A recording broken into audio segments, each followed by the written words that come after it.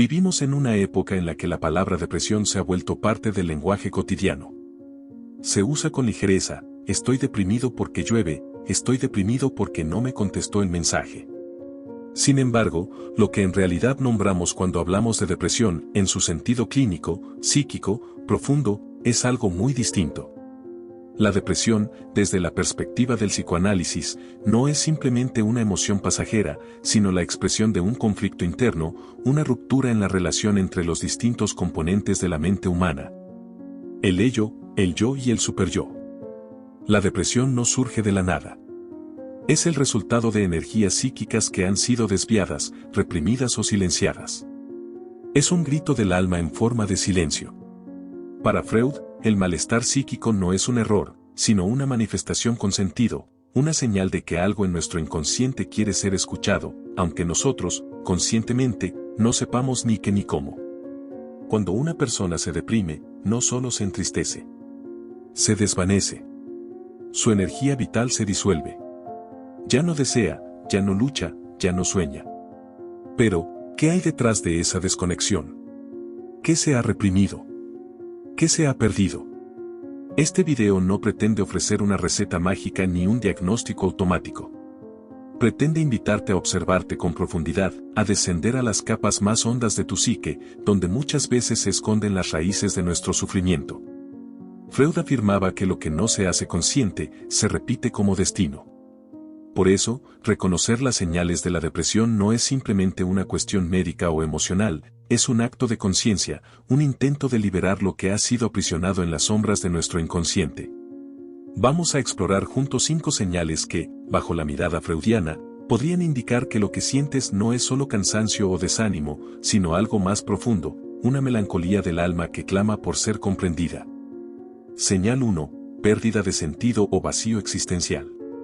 Hay un tipo de dolor que no tiene nombre y sin embargo habita en muchas personas.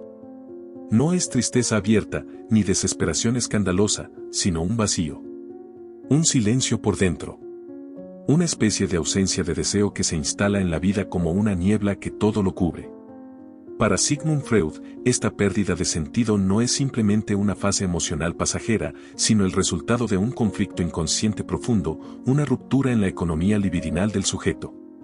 Freud introdujo el concepto de libido no solo como energía sexual, sino como energía vital, como fuerza que impulsa al ser humano a actuar, a vincularse, a crear, a desear.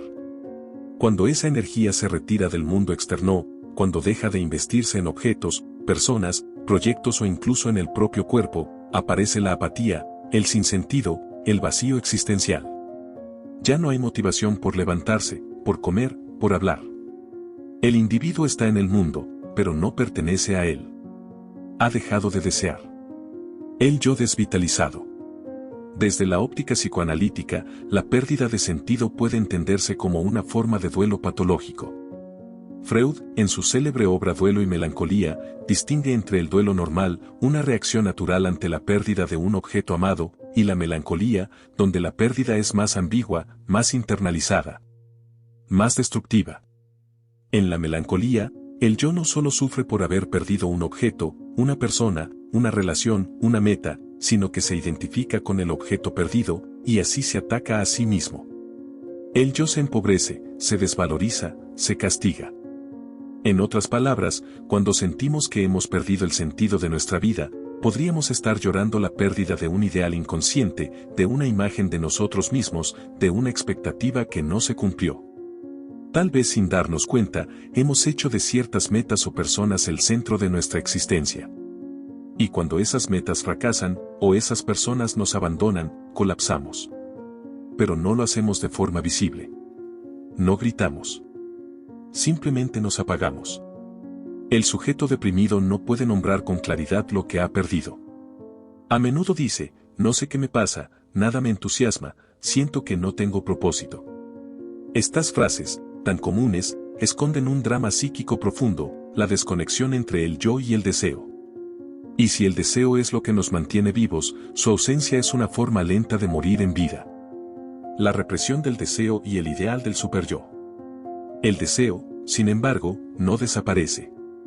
Lo que hace es reprimirse. Freud nos enseña que lo reprimido no se elimina, sino que se desplaza hacia el inconsciente, donde permanece activo, ejerciendo su presión sobre el yo de forma silenciosa pero contundente. Es allí donde muchas veces se gestan los sentimientos de vacío. El sujeto ya no puede desear lo que realmente quiere, porque ese deseo ha sido censurado por el superyo, esa instancia moral, heredera de las figuras parentales, que dicta lo que está bien y lo que está mal, lo que es digno y lo que es inaceptable. Así, muchas personas entran en estados depresivos porque han renunciado a sus verdaderos deseos, persiguiendo ideales que no les pertenecen, sino que les fueron impuestos por la cultura, la familia o la religión. Y cuando fracasan en esa persecución, cuando no logran ser lo que se espera de ellos, se hunden. El superyo no perdona, acusa, humilla, tortura. El yo, frágil y cansado, se entrega. El resultado es un vacío interno difícil de llenar. Ya no hay deseo propio, sino mandato externo. Ya no hay placer en vivir, solo obligación de sobrevivir. El individuo siente que vive una vida que no le pertenece, que habita un guión que no escribió. Y, en el fondo, siente que no merece nada mejor. Es aquí donde el psicoanálisis ofrece una clave esencial: no hay vacío que no tenga una historia. Ejemplo clínico: el joven que dejó de soñar. Recordemos un caso ficticio, basado en cientos de relatos reales. Un joven de 28 años acude a terapia diciendo que no sabe qué le pasa. Tengo todo para estar bien, pero no tengo ganas de nada, repite. Tiene un trabajo estable, una pareja que lo ama, salud física. Pero algo en él está muerto. No puede disfrutar nada. Todo le parece banal, sin sabor, sin color. Con el tiempo, el análisis revela que este joven había querido ser músico, pero fue presionado por su familia a estudiar ingeniería. Su padre, un hombre estricto, le repetía que la música no da de comer. Él, obediente, sepultó su deseo. Se convirtió en lo que el padre quería, pero en el proceso perdió su deseo, su fuego interior. Y como el deseo reprimido no desaparece, comenzó a aparecer en forma de angustia, de insomnio, de desgano. Su yo, desprovisto de su deseo, entró en crisis. Su vida perdió sentido. Este caso ilustra con claridad lo que Freud expone: cuando el yo traiciona al ello por temor al superyo, el resultado es el malestar psíquico. Y ese malestar puede tomar la forma de depresión, de vacío, de una existencia sin entusiasmo. ¿Qué hacer cuando no se siente nada? Desde el psicoanálisis, la tarea no es forzar el deseo, ni llenar el vacío con placeres superficiales. La tarea es escuchar al inconsciente, permitir que el deseo reprimido hable, aunque lo haga en susurros. Para Freud, el síntoma es un mensaje cifrado. No debe ser eliminado sin más, sino descifrado. Y muchas veces, el vacío que sentimos no es otra cosa que el eco de un deseo que aún no ha sido escuchado. El análisis invita a preguntarse: ¿qué he perdido realmente? ¿Qué deseo no me permití desear? ¿De quién es la vida que estoy viviendo? ¿A quién estoy tratando de complacer? Estas preguntas, lejos de ser simples, pueden abrir puertas a memorias enterradas, a heridas de infancia, a traumas olvidados. Pero también pueden permitir que el yo recupere su fuerza, su libertad de elegir, su capacidad de desear por sí mismo. El vacío como oportunidad. Freud nunca negó el dolor, pero tampoco lo consideró inútil. En el fondo de cada síntoma, decía, hay una verdad que el sujeto aún no se ha atrevido a mirar. El vacío, entonces, puede ser también una puerta de entrada al inconsciente, una oportunidad para reconfigurar nuestra relación con nosotros mismos. Es en este punto donde el sujeto puede comenzar a reconstruirse. No mediante la obediencia ciega a normas externas, ni mediante la evitación del malestar, sino a través de un proceso doloroso pero liberador, la reconexión con su deseo. Y es aquí donde se inicia la esperanza.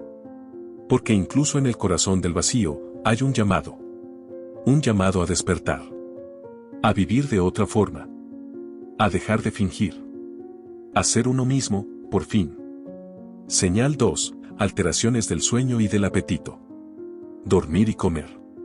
Dos actos biológicos, primarios, esenciales para la supervivencia. Dos funciones que, aparentemente, no requieren voluntad ni conciencia. Y sin embargo, cuando el alma está enferma, estos actos se convierten en los primeros en deteriorarse. El sueño huye o se vuelve excesivo. El apetito desaparece o se transforma en voracidad incontrolable. Para el psicoanálisis freudiano, estas alteraciones no son simples trastornos fisiológicos, son expresiones simbólicas de un conflicto inconsciente, son el lenguaje del cuerpo cuando la mente no puede más. Freud nos enseñó que el cuerpo y la mente no están escindidos. El inconsciente se manifiesta en el cuerpo y especialmente en aquellos actos que realizamos sin pensar, dormir, comer, respirar. Cuando el aparato psíquico está sobrecargado de tensiones reprimidas, cuando el ello y el superyo entran en conflicto permanente y el yo no puede mediar, es el cuerpo quien recibe la carga. Y lo hace con lo que Freud llamó formaciones de compromiso, síntomas que expresan simultáneamente el deseo y su represión. El sueño como campo de batalla inconsciente. El sueño fue, para Freud, el camino real hacia el inconsciente. En su obra fundacional La interpretación de los sueños 1900, Freud revela que en el sueño se condensan los deseos reprimidos, que aprovechan el descanso del yo vigilante para expresarse de forma disfrazada. Pero ¿qué ocurre cuando el sujeto no puede dormir? ¿O cuando duerme en exceso, como si quisiera escapar del mundo? En los casos de insomnio persistente asociados a la depresión, el yo no logra entregarse al sueño porque teme lo que podría aparecer en él. Es decir, teme a los contenidos inconscientes que surgen en la oscuridad de la noche. Al no poder procesarlos ni integrarlos, el yo se mantiene en un estado de alerta constante. No descansa. Se vuelve hipervigilante. Este insomnio no es físico, sino psíquico. El sujeto no puede soltar su mente porque hay demasiados conflictos no resueltos que exigen atención. Por el contrario, en otros casos aparece una somnolencia excesiva. El paciente duerme 12, 14 horas y aún así se siente cansado. Aquí, el yo se rinde ante el conflicto, busca la fuga. El exceso de sueño puede ser un intento de regresión, una vuelta inconsciente al útero materno, donde no había conflictos ni demandas, solo calor y protección. Freud hablaba del principio de nirvana, ese impulso de retornar al estado de no existencia, de anular toda tensión psíquica. El sueño profundo, cuando es excesivo, puede ser una forma simbólica de morir un poco cada día, de renunciar a la vigilia, a la conciencia, a la responsabilidad de vivir. El apetito como metáfora del deseo. Algo similar ocurre con el hambre. Freud relacionó directamente el hambre con el deseo.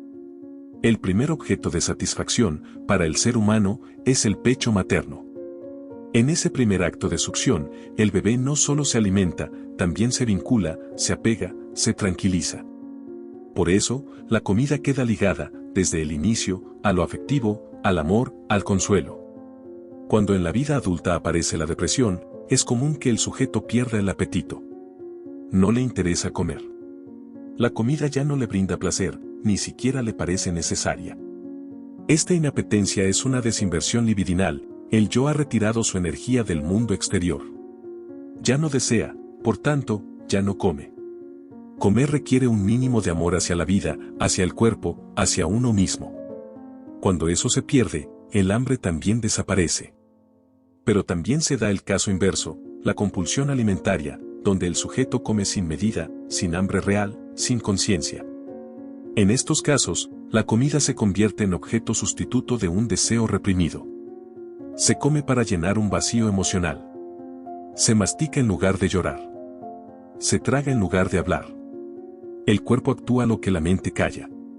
Freud hablaría aquí de sustitución libidinal, donde el objeto perdido, el amor, la atención, el deseo, es reemplazado por un objeto más accesible, el alimento.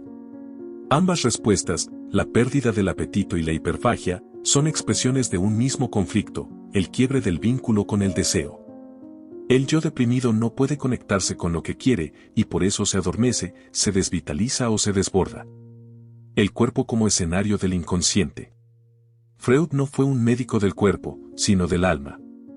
Pero comprendió, con una lucidez adelantada a su tiempo, que el cuerpo es el escenario donde se representan las tensiones psíquicas. En la depresión, el cuerpo habla con señales que la conciencia no puede traducir. Un paciente dice, no tengo hambre, pero tampoco quiero nada. Otro dice, como sin parar, pero me siento vacío igual. Otro, simplemente, no puedo dormir. No puedo dejar de pensar. Pero tampoco sé en qué estoy pensando. Estas frases revelan la desorganización del aparato psíquico. El yo, agotado, no logra controlar los impulsos del ello ni frenar las exigencias del superyo. El resultado es un cuerpo en desequilibrio, un ritmo vital que se desmorona. Comer y dormir, actos que antes fluían con naturalidad, se vuelven ahora campos de batalla. Para Freud, estos síntomas no deben ser silenciados sin más con medicación o distracciones. Deben ser escuchados, interpretados, contextualizados. ¿Qué representa este insomnio? ¿Qué quiere decir esta falta de apetito? ¿Qué deseo ha sido desplazado? ¿Qué culpa inconsciente está impidiendo el descanso? Ejemplo clínico, la mujer que no dormía. Consideremos un caso clínico ficticio. Una mujer de 42 años acude a terapia por insomnio severo. Ha probado medicamentos, infusiones, técnicas de relajación. Nada funciona. Se acuesta exhausta, pero su mente no se apaga. Siente que algo la persigue en la noche. A lo largo del análisis, emerge un conflicto inconsciente. Desde niña, sintió que debía proteger a su madre de la tristeza. Se convirtió en cuidadora precoz, en vigilante del estado emocional familiar. Ahora, de adulta, su inconsciente sigue operando bajo el mismo mandato, no puede bajar la guardia, no puede dormir, porque alguien puede necesitarla. Su yo se ha estructurado en torno a la vigilancia, al control, al sacrificio. El insomnio no es el problema, es el síntoma de un rol inconsciente profundamente arraigado. Solo al hacerlo consciente, puede comenzar a desmontarlo. Este tipo de relato, frecuente en la clínica psicoanalítica, revela que el síntoma corporal es siempre una verdad psíquica disfrazada. La solución no está en luchar contra el insomnio, sino en comprender la historia que lo sostiene. La angustia desplazada al cuerpo. Freud también habló de la angustia, una emoción sin objeto claro, que muchas veces se desplaza al cuerpo cuando no puede ser pensada. Las alteraciones del sueño y el apetito son expresiones típicas de una angustia no mentalizada, que busca salidas físicas. Comer sin hambre o no comer nada. Dormir sin descanso o no dormir en absoluto. Todo ello indica que algo se ha bloqueado en la economía psíquica del sujeto. La función del análisis no es normalizar los hábitos como fin en sí mismo, sino restablecer el flujo del deseo, liberar al yo de las ataduras inconscientes que lo mantienen atrapado en ciclos de malestar. Cuando el deseo retorna, el cuerpo lo sabe. El sueño vuelve. El hambre reaparece. El cuerpo respira. Hacia una escucha compasiva del síntoma. Freud no era enemigo del síntoma. Sabía que en él hay un saber que el sujeto aún no puede comprender. Por eso, cada alteración corporal debe ser tratada con respeto, no como un error, sino como una expresión simbólica del conflicto interno. Dormir mal, comer mal, no son solo problemas físicos, son mensajes cifrados del alma. Y quien los escuche con atención, podrá comenzar a descifrarlos. El camino no es rápido ni fácil. Requiere valentía para mirar hacia adentro, para revivir escenas dolorosas, para desafiar mandatos inconscientes. Pero es un camino posible. La depresión nos roba el deseo, y con él, el ritmo vital. Pero también nos ofrece una oportunidad, la de reencontrarnos con lo que verdaderamente somos y queremos. Cuando el deseo vuelve, la vida recupera su sabor, su descanso, su paz. Señal 3. Aislamiento social y falta de interés. Pocas señales son tan evidentes y, al mismo tiempo, tan invisibles como esta: alejarse de los demás, perder el interés por lo que antes nos apasionaba, desconectarse del mundo. Esta señal no siempre grita. A veces solo susurra. A veces pasa desapercibida, incluso para el propio sujeto. Es un lento retiro, una sustracción del deseo, una clausura del alma. Desde la óptica de Freud, este aislamiento no es simple timidez ni falta de motivación. Es la expresión de un proceso mucho más profundo, la retirada de la libido del mundo exterior hacia el interior del yo. ¿Qué es la libido y por qué se retira? Freud entendía la libido como la energía psíquica del deseo, la fuerza vital que nos impulsa a establecer vínculos, a crear, a explorar, a amar. Cuando estamos sanos, esta libido se invierte en personas, en objetos, en proyectos, en el mundo. Pero cuando aparece la depresión, lo que él llamó melancolía en algunos de sus textos, esta energía se retrae. Ya no fluye hacia afuera. Se congela. Se repliega. El sujeto ya no ama, ya no crea, ya no desea. Y entonces comienza el aislamiento. En su texto Duelo y Melancolía 1917, Freud compara dos procesos, el duelo normal y la melancolía patológica. En el duelo, el yo se retira momentáneamente para procesar una pérdida real. Pero en la melancolía, la pérdida es más confusa, más profunda, a veces incluso inconsciente. El sujeto ha perdido un ideal, una imagen de sí, una relación, una esperanza. Y al no poder elaborar esa pérdida, se vuelve contra sí mismo. Este es el núcleo freudiano del aislamiento depresivo. El yo se vacía de deseo porque ha sido invadido por una carga de odio inconsciente, dirigido originalmente a un objeto amado y luego vuelto hacia uno mismo. El sujeto no se aleja del mundo porque no le importe, sino porque ya no se siente digno de habitarlo. El abandono de los vínculos. En la práctica clínica, es común escuchar frases como: no quiero ver a nadie. No tengo energía para hablar. Me molesta que los demás me pregunten cómo estoy. Siento que no encajo. No me interesa nada, ni siquiera lo que antes me apasionaba. Estas expresiones no son solo estados de ánimo pasajeros. Revelan un proceso de retraimiento libidinal. Lo que antes despertaba deseo, una amistad, un proyecto, una conversación, ahora produce indiferencia o incluso molestia. Freud plantearía que el sujeto ha retirado su inversión libidinal de esos objetos externos porque se ha producido una pérdida interna aún no elaborada. El yo no encuentra en el mundo objetos dignos de amar porque ha perdido la capacidad de amar. O peor aún, porque se culpa por haber amado y haber sido herido. Aquí aparece otro concepto esencial del pensamiento freudiano, la ambivalencia afectiva. Cuando el amor y el odio coexisten hacia una misma persona o objeto, el conflicto puede resultar insoportable. Si, por ejemplo, el sujeto ha perdido a alguien a quien amaba y odiaba al mismo tiempo, como ocurre en muchas relaciones familiares o de pareja, ese conflicto puede no resolverse de forma consciente y terminar produciendo un retiro global del afecto. Freud explica que, en la melancolía, el sujeto introyecta el objeto perdido. Es decir, lo incorpora dentro de sí, y luego descarga sobre sí mismo el odio que originalmente sentía por el otro. De ahí la autoacusación, la culpa, la pérdida de autoestima. El yo se convierte en juez y verdugo de sí mismo. Y, en consecuencia, se aleja del mundo, como si no mereciera ya formar parte de él. El interés como brújula del deseo. Cuando una persona pierde el interés por lo que antes le apasionaba, un hobby, un deporte, la lectura, la música, el arte, incluso el trabajo, el psicoanálisis no lo interpreta como mera pereza. Lo interpreta como pérdida del deseo.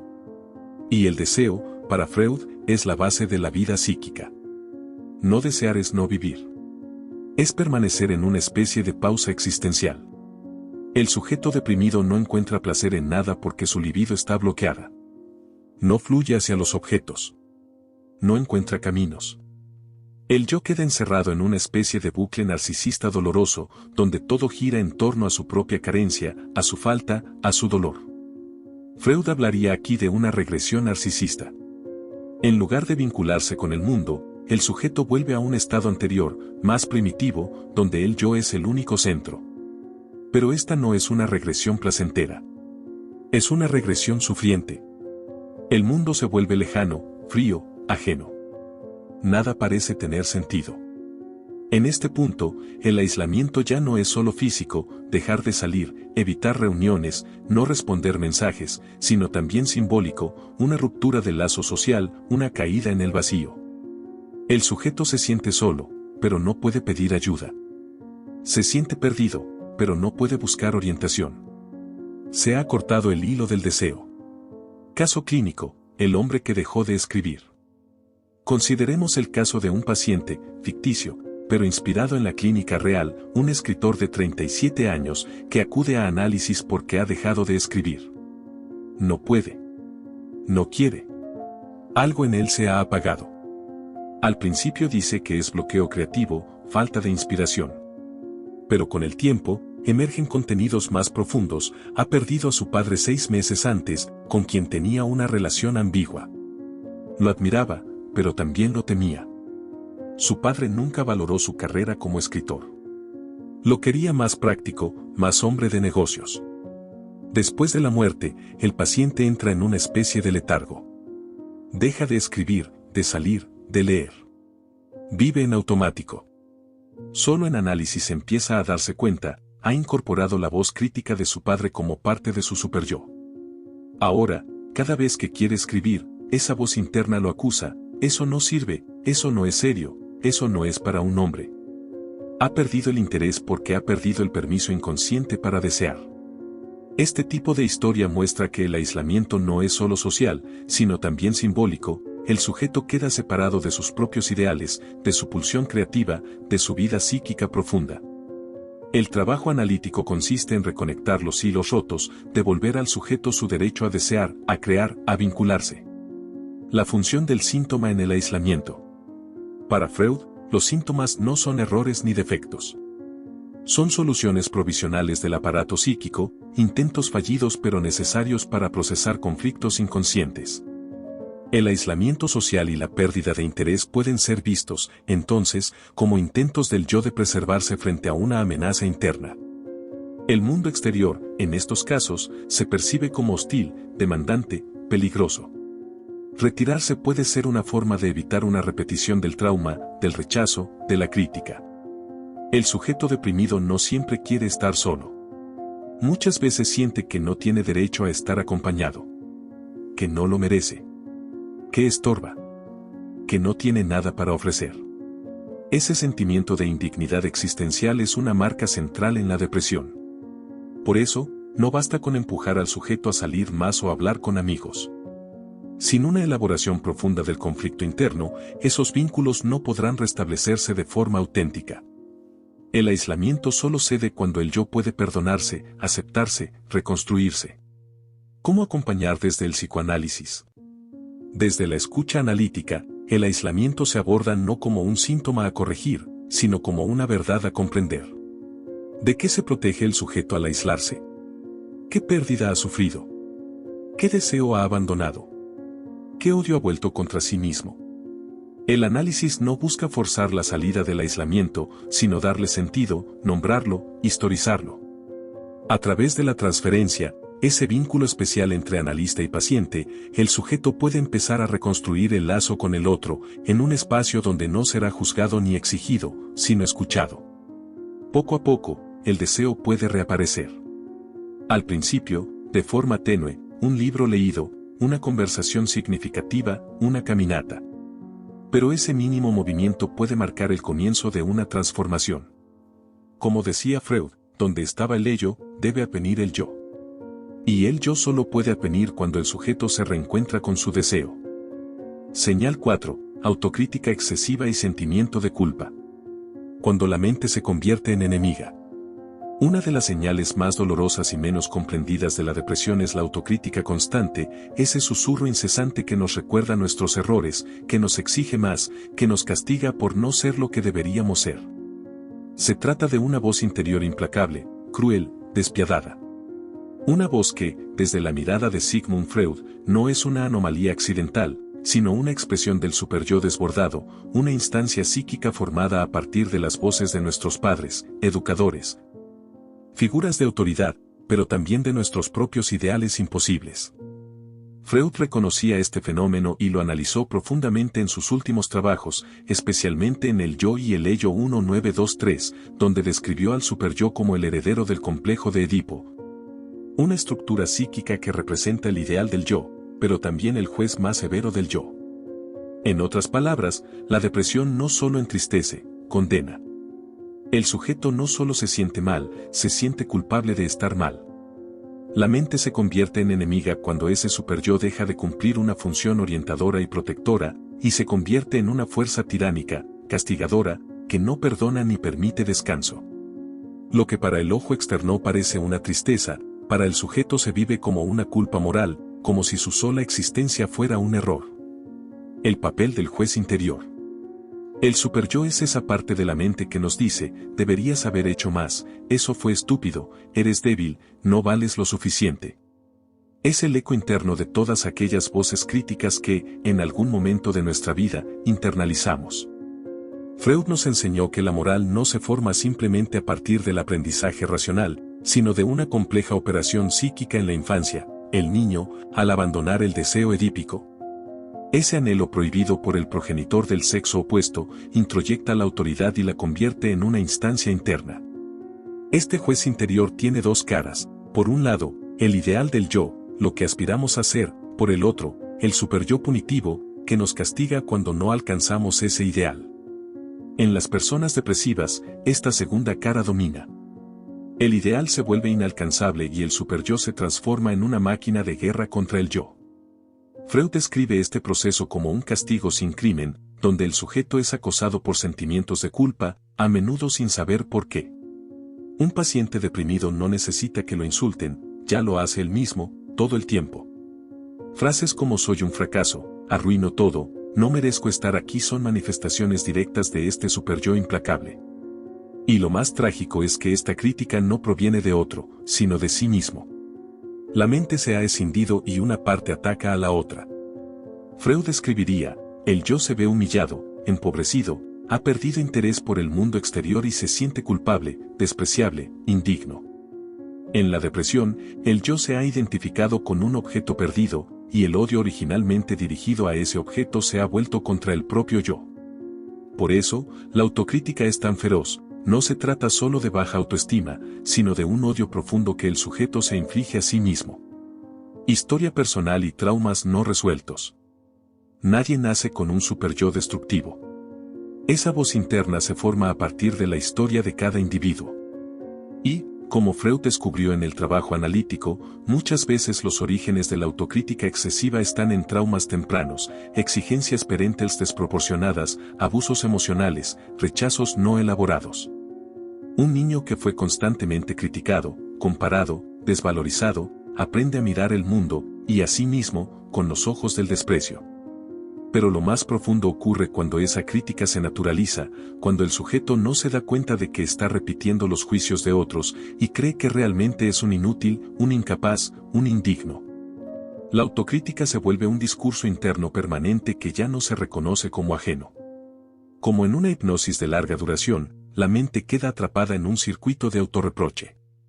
Freud entendió que el superyo se alimenta no solo de los mandatos externos, sino también de los ideales internos imposibles. Personas muy autoexigentes, perfeccionistas, moralistas consigo mismas suelen desarrollar una estructura en la que nunca son suficientes. Y cuando algo falla, un proyecto, una relación, una expectativa, la culpa no se limita al hecho, invade la identidad misma. El análisis de muchos pacientes deprimidos revela historias de abandono emocional, de carencia de validación afectiva, de sustitución del amor por el rendimiento. No se los quería por ser quienes eran, sino por lo que lograban. En esos casos, el afecto se volvió condicionado, y el sujeto aprendió que el amor se gana, no se recibe. Esa lógica cruel se replica en la adultez bajo la forma del superyo, si no logro esto, no merezco existir. La culpa como señal del conflicto psíquico. En el psicoanálisis freudiano, la culpa no es simplemente una emoción. Es una formación del inconsciente, una expresión simbólica de un conflicto psíquico más profundo. Freud muestra que incluso cuando el sujeto no ha cometido ningún pecado real, puede sentir culpa porque en su fantasía inconsciente ha traicionado ideales, ha odiado a figuras queridas, ha deseado lo prohibido. La culpa, entonces, es la huella de un deseo reprimido. El superyo castiga no solo lo que hicimos, sino lo que inconscientemente deseamos hacer. Por eso, muchas personas deprimidas no logran explicar por qué se sienten tan culpables, no hay causa objetiva visible, pero hay un dolor moral profundo. Freud, al hablar de la culpa inconsciente, mostró que el sujeto puede experimentar una necesidad de castigo incluso cuando no ha hecho nada malo. Es como si el yo buscara ser castigado por deseos, pensamientos o impulsos que ni siquiera recuerda, pero que el superyo no ha olvidado. Este es el fenómeno que él llamó sentimiento de culpa inconsciente y que se manifiesta especialmente en la melancolía. Esta culpa se vuelve, entonces, una forma de autoatacarse, el sujeto no solo se siente mal, cree que merece sentirse así.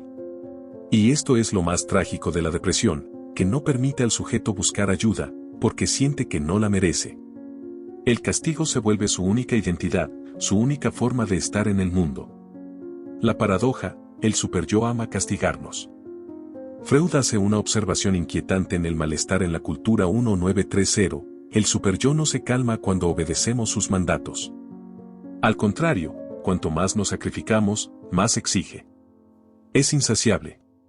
El sujeto deprimido cree que, si se culpa lo suficiente, el superyo lo perdonará. Pero ese perdón nunca llega. El superyo no quiere reparación, quiere castigo perpetuo. Esta dinámica genera una espiral infernal, cuanto más nos criticamos, más reforzamos al superyo. Y cuanto más fuerte es el superyo, más débil se vuelve el yo. Es una guerra interior en la que el juez gana y el ser humano pierde. Desde esta perspectiva, el psicoanálisis no busca silenciar la culpa con frases positivas ni con distracciones. Busca comprender su origen, rastrear su genealogía, identificar las voces que componen ese superyo. ¿A quién le estoy repitiendo esta crítica? ¿De quién es realmente esta exigencia? ¿Qué deseo prohibido hay detrás de este sentimiento de indignidad? El trabajo analítico, hacia una reconciliación con uno mismo. En análisis, el objetivo no es eliminar la culpa, sino reintegrarla en una estructura más humana. No se trata de dejar de tener ideales, sino de construir ideales posibles, deseables, vitales. Tampoco se trata de perdonarse de forma superficial, sino de elaborar el conflicto que dio origen a la autocrítica. Freud confiaba en el poder de la palabra para liberar. Nombrar el dolor, historizar la culpa, entender el deseo detrás del castigo, ese es el camino del análisis. Cuando el sujeto logra entender que su mente se ha vuelto enemiga por una historia que no ha podido cerrar, entonces puede comenzar a reconciliarse consigo mismo. Un paciente dijo alguna vez en sesión, mi cabeza me odia, pero ya no me dejo tanto. Esa frase, simple y poderosa, marca un punto de inflexión, ya no creer ciegamente en el superyo. Empezar a cuestionar esa voz. Dudar de sus sentencias.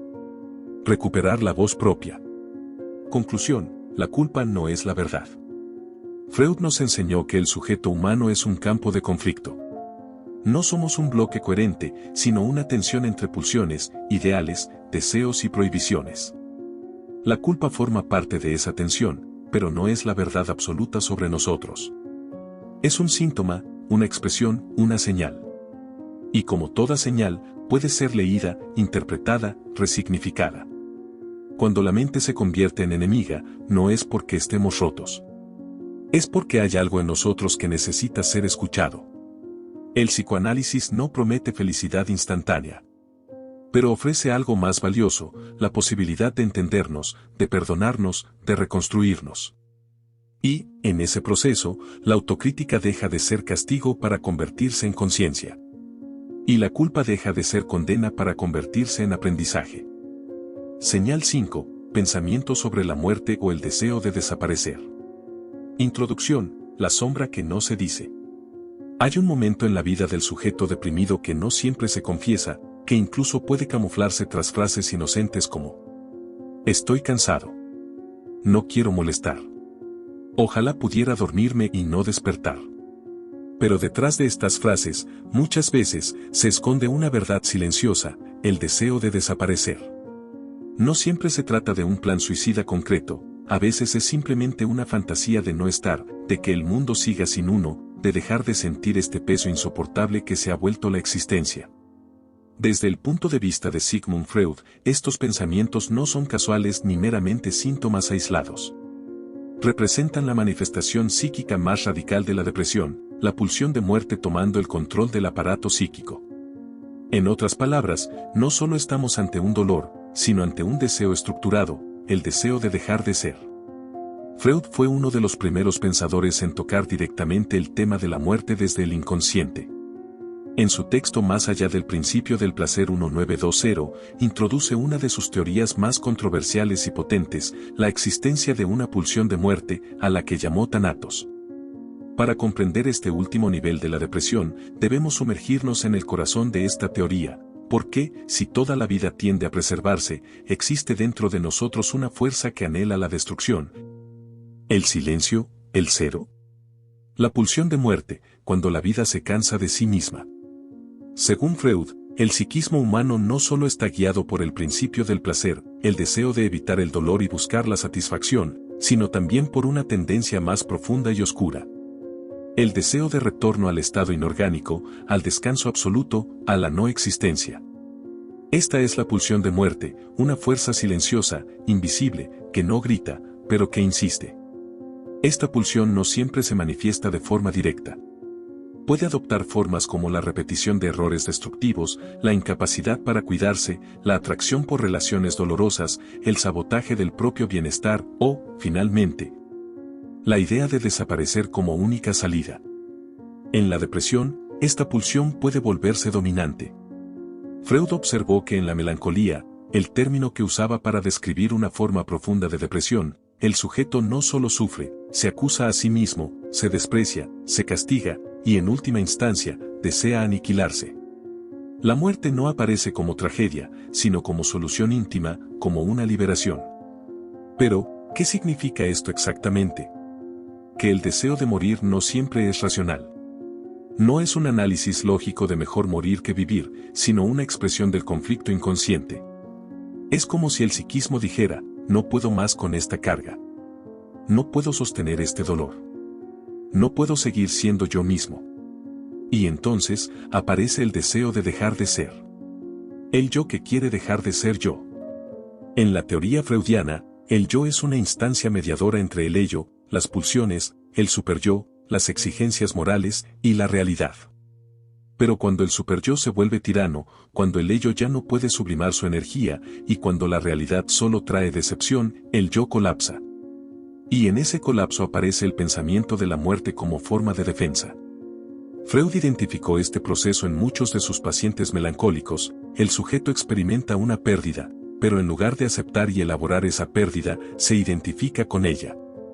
No dice he perdido algo sino yo soy lo perdido. Así, el odio dirigido al objeto, persona, ideal, situación, se dirige ahora contra el yo mismo. Y con él, aparece el deseo de eliminarlo. Este es el núcleo más doloroso de la depresión, el yo se ha vuelto el enemigo de sí mismo. Ya no quiere sostenerse, ya no puede afirmarse. Solo desea terminar. Y sin embargo, no es una voluntad activa de morir. Es más bien un anhelo de desaparecer, de que todo se apague sin ruido. Es el deseo de dormir y no despertar. Es la expresión de un yo que se ha rendido, que no encuentra más respuestas, que no ve salida. Deseo de desaparecer, la forma más silenciosa de morir. Muchas personas deprimidas no dicen quiero morir, pero sí dicen quiero irme, quiero desaparecer, quiero dejar de molestar. Estas frases son formas disfrazadas de un deseo inconsciente de muerte, pero no en el sentido físico, sino en el sentido psíquico, desaparecer del mapa de los demás, dejar de sentir, dejar de pensar. Freud explicó que el deseo de morir muchas veces esconde un deseo de venganza o incluso de liberación. En algunos casos, es una forma de decir, si no puedo ser amado, entonces me borro. Es una respuesta inconsciente a una historia de abandono, de indiferencia, de rechazo. El deseo de desaparecer es también una forma de comunicar, nadie me ve. Nadie me escucha. Tal vez si no estoy, alguien me nota. Es un grito silencioso. Es el último recurso del sujeto para hacer visible su dolor. En este punto, Freud sería claro, la idea de desaparecer no debe ser desestimada como debilidad o manipulación, sino comprendida como una señal de alarma psíquica de primer orden. Cuando el yo empieza a desear su anulación, es porque todas las demás funciones se han rendido. Muerte, castigo y culpa, el círculo melancólico. Volvamos un momento al superyo, esa voz interna que castiga. En muchos casos, el deseo de morir no es tanto un impulso vital como una forma extrema de castigo impuesto por el superyo. El sujeto deprimido no se permite descansar, no se permite disfrutar, no se permite errar. Y si lo hace, el castigo se activa con toda su violencia. En esa lógica, la muerte no es solo escape, sino penitencia.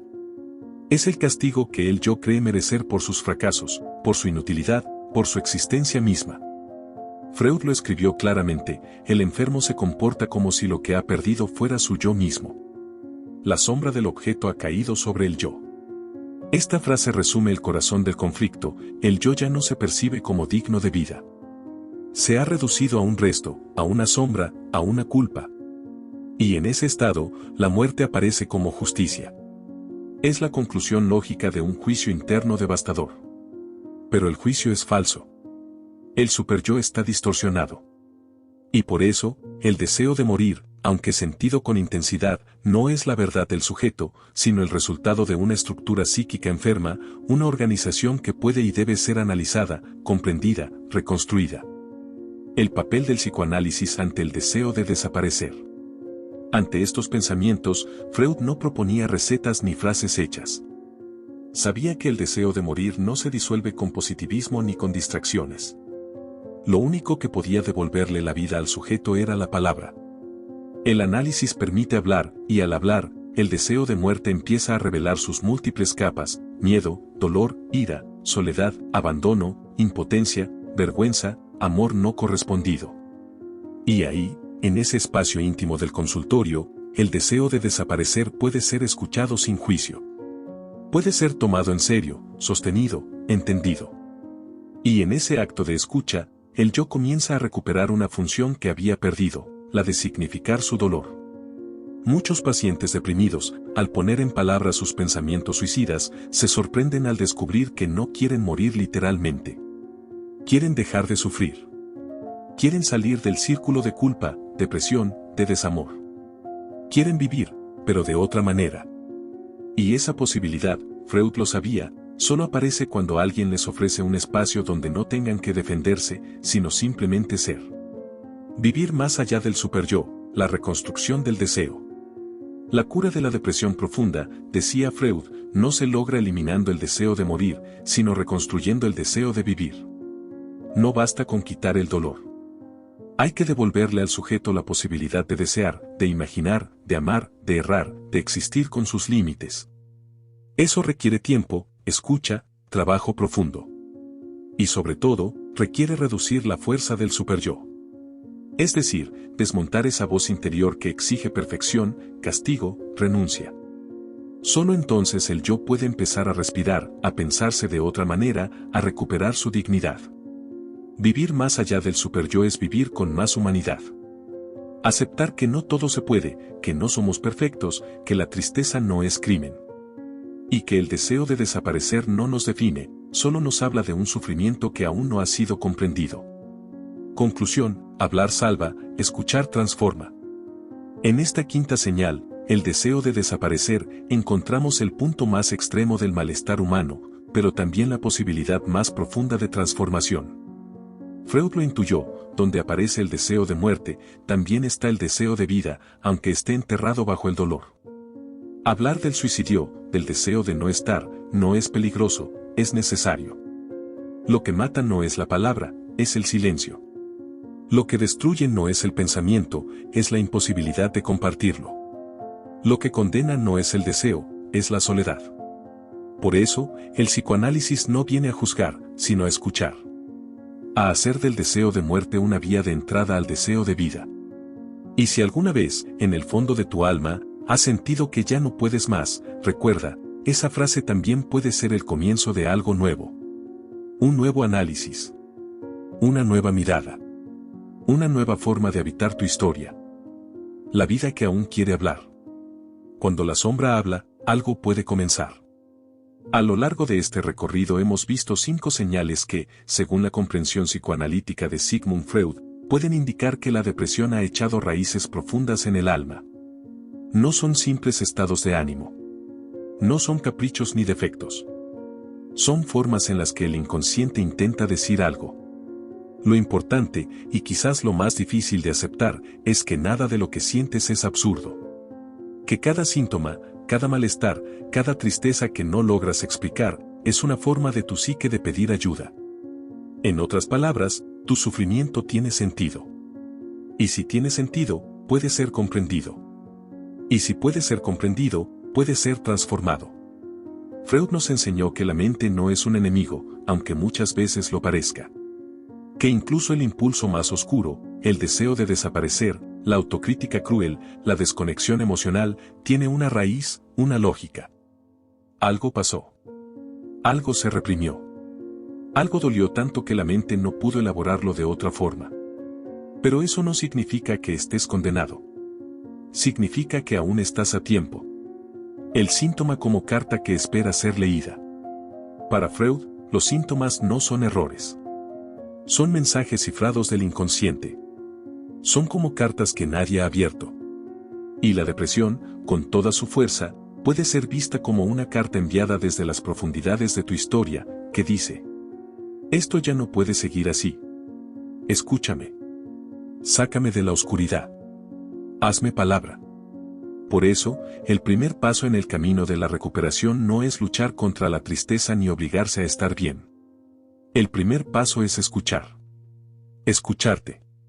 Observarte con honestidad. Empezar a decir, en voz baja al principio, lo que nunca te atreviste a nombrar. Estoy sufriendo. No entiendo lo que me pasa. Siento que algo dentro de mí se rompió. Y eso, lejos de ser una señal de debilidad, es el comienzo de una enorme valentía, la de mirarte de frente, sin juicio. La de dejar de huir de ti mismo. Empezar a sanar, una apuesta por la palabra. Recuperarse de una depresión no es como tomar una medicina y esperar a que pase. Es un trabajo psíquico profundo. Es una reconstrucción. Y esa reconstrucción empieza cuando hablas. Freud creía que donde estaba el ello, debe venir el yo. Es decir, donde estaban los impulsos caóticos, las pulsiones silenciadas, los traumas no dichos, debe aparecer la conciencia, la palabra, el sujeto que se nombra a sí mismo. No estás solo. No tienes que resolver todo por tu cuenta. Existen personas, espacios y métodos que pueden acompañarte. La psicoterapia, especialmente la de orientación psicoanalítica, no es un lujo, sino una necesidad vital cuando el dolor se vuelve insoportable. Allí, en ese espacio protegido, podrás decir lo indecible. Podrás llorar sin justificarte. Podrás recordar sin ser juzgado. Podrás descubrir que hay una parte de ti que aún quiere vivir. Y eso es lo que importa. La compasión, una nueva forma de mirar tu dolor. Quizá durante años has sido tu juez más cruel. Te has hablado con dureza, te has exigido más de lo que podías dar, te has comparado con ideales imposibles. Freud nos diría que allí actúa el superyo, esa instancia tirana que te castiga incluso cuando haces lo mejor que puedes. Pero hoy, aquí, puedes empezar a practicar una mirada distinta, la de la compasión. La autoobservación compasiva no es autoindulgencia. No es negar lo que necesitas cambiar. Es decirte: estoy sufriendo, y eso merece cuidado. No entiendo todo lo que me pasa, pero quiero conocerme. No me siento fuerte, pero tengo derecho a pedir ayuda. Compasión es aprender a escucharte como escucharías a un niño que ha sido herido. Con ternura. Con paciencia. Con respeto. Porque aunque no lo creas, dentro de ti aún vive esa parte que desea ser vista, cuidada, amada. Y ese es tu trabajo ahora, no cambiarte, sino acompañarte. No culparte, sino comprenderte. No acelerarte, sino darte tiempo. Vivir es un acto de coraje. Freud escribió una vez que el precio de la salud psíquica es enfrentar el dolor del pasado con la fuerza del presente. No es un camino fácil. Pero es un camino posible. Si alguna de las 5 señales que compartimos hoy resonó contigo, no lo ignores. No digas es normal o ya se me pasará. Porque no estás aquí para sobrevivir apenas. Estás aquí para vivir. Para desear. Para construir una existencia que valga la pena. Y sí, eso lleva tiempo. Habrá recaídas, dudas, silencios. Pero cada paso que des hacia tu interior será una victoria sobre la repetición, sobre el olvido, sobre el dolor sin nombre. Vivir, incluso en medio del sufrimiento, es un acto de coraje. Y si estás leyendo esto, si estás escuchando estas palabras, ya lo estás haciendo. Ya estás comenzando. No estás roto. Estás buscando una salida. Para terminar, quiero decirte esto, desde una mirada freudiana, pero sobre todo humana. No estás roto. No estás perdido. No estás solo. Estás en proceso.